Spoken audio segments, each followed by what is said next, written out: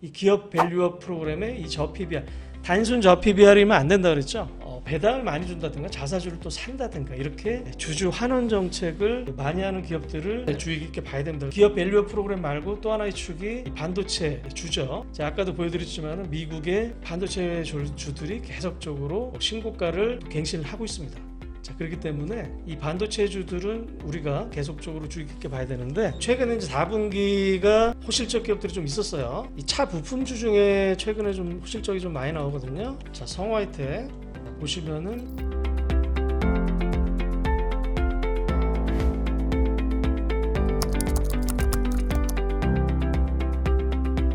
자, 종목에 대해서 다시 한번 언급을 좀 드리겠습니다. 최근에 이제 여러분들이 보셔야 될 게 저 PBR, 기업 밸류업 프로그램으로 1월 말부터 최근까지 상승을 한 기업들이 있습니다. 자, 일본 같은 경우에 예를 들면은 자, 요렇게 상승을 하고요. 한두 달 내지 쉬다가 다시 한번 상승을 좀 했습니다. 그래서 일단은 한 달 정도는 쉴 수 있다고 봐요. 다만 여기서 다시 한번 상승을 할 수 있는 종목들이 나올 수 있기 때문에 여러분들이 잘 봐야 된다. 그래서 종목들이 안 부러진 기업들은 여러분들이 주의 깊게 잘 봐야 됩니다. 그래서 자동차, 완성차들이 제일 좋아요. 특히 이제 현대차라든가 일반적인 은행들은 그 배당 기준일이 지났습니다. 2월 말이었거든요.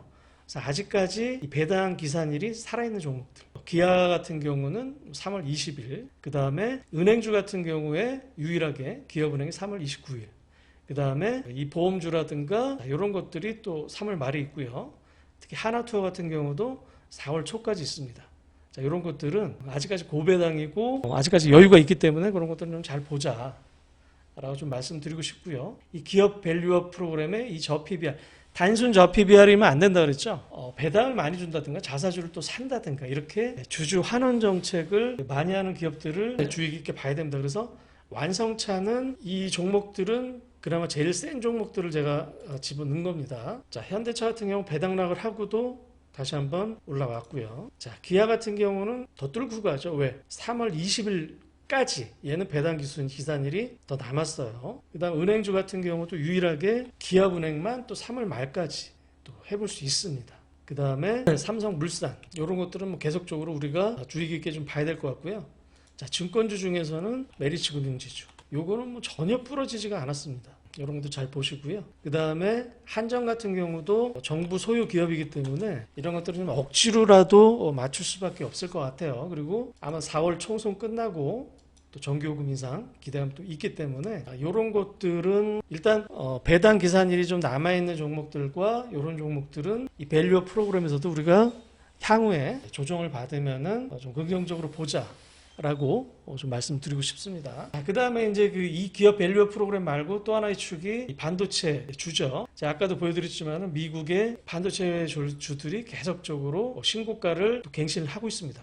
자, 그렇기 때문에 이 반도체 주들은 우리가 계속적으로 주의 깊게 봐야 되는데, 지금까지는 이제 이 팹리스라든가 IP, 이 디자인 하우스 또는 HBM 쪽만 셌습니다. 그 다음에 다른 것들이 테스트까지 셌는데 다른 것들이 좀 움직일 수 있나 여러분들이 좀 봐야 될 것 같아요. 자, 그때도 보여드렸지만은 팹리스 IP, 비메모리 우리 디자인 하우스의 대장주들 이런 것들이 있겠죠. 에이징랜드, 자, 전고 좀 뚫고 갔어요. 그 다음에 오픈에치테크 이것도 전고 좀 뚫고 갔으니까 계속적으로 주시를 해야 되고, 가온칩스, 자, 이것도 우리가 잘 봐야 됩니다. 그 다음에 AD 테크놀로지 이것도 우리 분들이 잘 보시고요. 그 다음에 칩셋미디어 요거는 조금 덜하지만은 이것도 자세히 좀 보시고, 마지막으로 퀄리타스 반도체.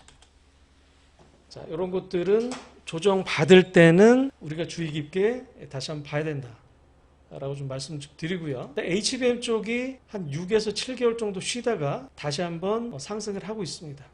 가장 대장이 한미반도체였죠. 자, 한미반도체는 뭐 거의 한 8월부터 이렇게 박스권에서만 놀다가 2월 초에 상한가가 한번 나왔습니다. 이때도 대주주가 주식을 좀 샀어요. 그래서 뭐 한미반도체가 이렇게 신고가를 갱신한다는 거는 우리가 HBM 주들도 계속적으로 주시를 해야 된다.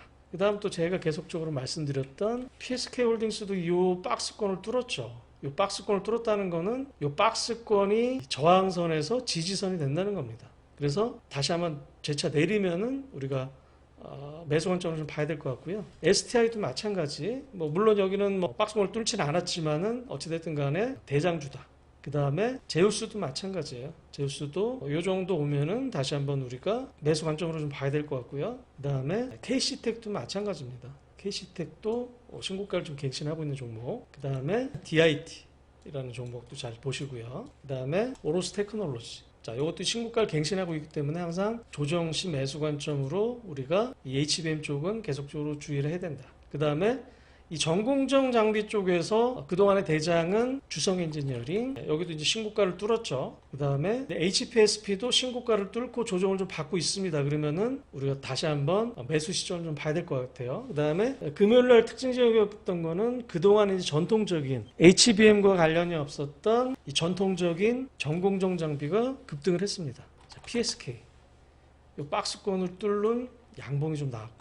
그 다음에 이 원익 IPS도 제일 안 좋았죠. 제일 안 좋았는데 이 양봉이 좀 나왔어요. 그러면은 이게 그동안 안 좋았던 전공정 장비로 매기가 이동이 되는 건가? 그거는 일단 힌트를 좀 줬고요. 우리가 확인을 좀 해야 됩니다.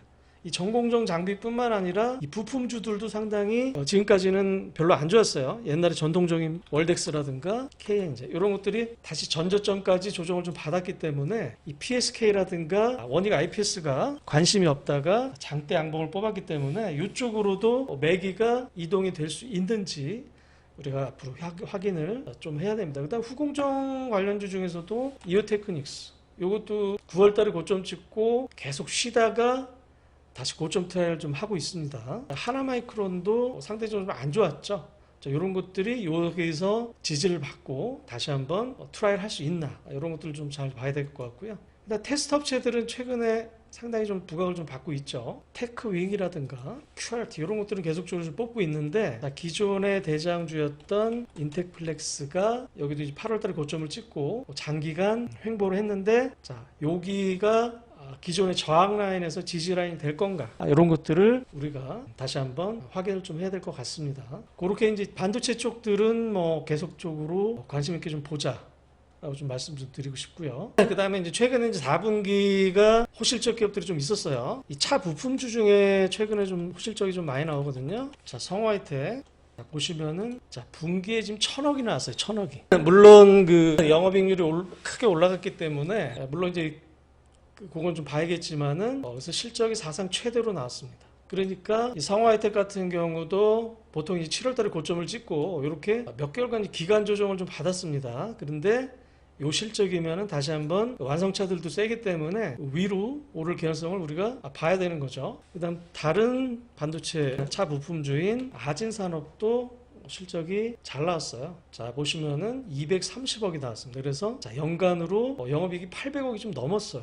시가총액이 1,600억이죠. 2년이면 시가총액을 뽑는 그런 숫자가 좀 나온 겁니다. 물론 이제 이 직원의 좀 횡령이 있어서 주가가 좀 조정을 좀 받고 거래 정지가 좀 됐었죠. 근데 이 실적이면 여기도 똑같죠. 요 기간 동안에 기간 조정을 거치고 다시 한번 위로 트라이할 개연성이 크다. 그 다음에 또 다른 업체가 코리아 FT라고 있어요. 여기 이제 차 부품 중에서 캐니스터라고 주로 이제 하이브리드 쪽에 들어가는 업체입니다. 여기도 보시면은 114억이 나왔습니다. 그래서 연간으로 350억이 나왔어요. 최근에 이제 전기차가 좀 주춤하고 하이브리드 차가 다시 한번 재조명을 받으면은 이 업체는 다시 한번 좋을 수가 있는 겁니다. 그 다음에 이제 제가 이제 그 중소형 화장품주들을 많이 강조를 해드렸는데 실적들은 다 잘 나왔습니다. 잘 나왔는데 주가가 최근에 조금 조정을 좀 받았어요. 자 코스메카 코리아 150억이 나왔습니다. 분기로 보면 계속적으로 증가를 하죠. 또 연간으로 봐도 올해 작년에 한 500억 정도에서 600억 이상 늘어날 개연성이 큽니다.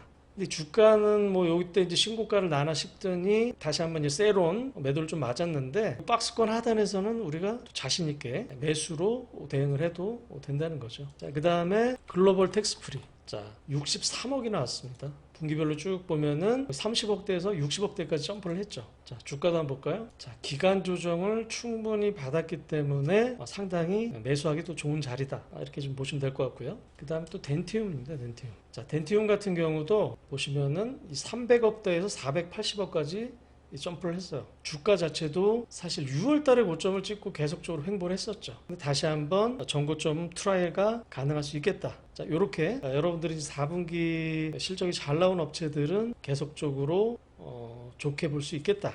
좀 말씀을 드리고 싶고요. 그 다음에 이 중국의 리튬 가격이 11월부터 쭉 빠졌다가 11월도 쭉 옆으로 기다가 최근에 좀 많이 좀 오르고 있습니다. 그래서 2차 전지 쪽도 여러분들이 다시 한번 관심을 좀 갖자. 여기에 매치되는 업체가 미국의 이제 알베마리라고 그랬죠. 리튬 1위 업체. 비슷하죠. 자, 이런 식으로 바닥을 찍고 돌아선다. 그 다음에 이제 이 제약주들의 매매 팁을 한번 드려볼 건데요. 큰 학회가 보시면은 1월 달에 JP모건 헬스케어, 그 다음에 4월 달에 AICR, 그 다음에 6월 달에 아스코, 그 다음에 10월 달에 에스머라고 있습니다. 제일 큰 게 이제 JP모건 헬스케어랑 이 AICR이거든요. 그러면 학회 전달이 좋습니다. 즉 12월 달에 이렇게 오르고 그 다음에 AICR 전인 3월 달에 이렇게 좋습니다.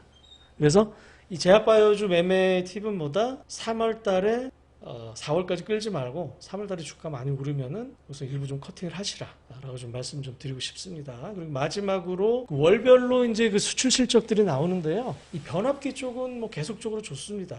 일단 초고용량 변압기는 이제 현대일렉과 효성중공업인데요. 계속적으로 증가가 좀 하고 있습니다. 그 다음에 소형 변압기는 사실 더 좋아요. 재룡전기죠. 이렇게 실적이 계속적으로 좋다. 주가를 보면 조금 차이가 좀 나죠. 일단 HDI 현대일렉은 뭐 그냥 계속적으로 신고가를 가죠. 이거는 아까도 말씀드렸지만은 MSCI 편입 기대감도 같이 녹아져 있다. 그 다음에 효성중공업은 뭐 조금 기간 조정을 받다가 다시 한번 트라이를 좀 하고 있고요. 재룡전기가 상대적으로 조금 뭐 퍼포먼스가 좀 낮습니다. 근데 보시면 알겠지만은 이 수출 실적에 크게 문제가 좀 없고요. 실적도 상당히 좀 좋습니다. 4분기 실적 나왔죠. 보시면은 190억, 170억에서 250억까지 연간으로 700억이 나왔기 때문에 시가총액 3천억이죠. 순이익으로 봐도 PER이 5배 아니죠. 한 6배 정도 밖에 안 된다라고 보시면 될 것 같습니다. 그래서 어찌됐든 뭐 라이브 방송이 좀 문제가 있어서 좀 죄송하고요. 제가 이제 고소회전 때문에 조금 바빠졌는데 앞으로도 주간 라이브 방송은 좀 더 자주 할 수 있도록 노력을 좀 하겠습니다. 자, 이만 마치겠습니다.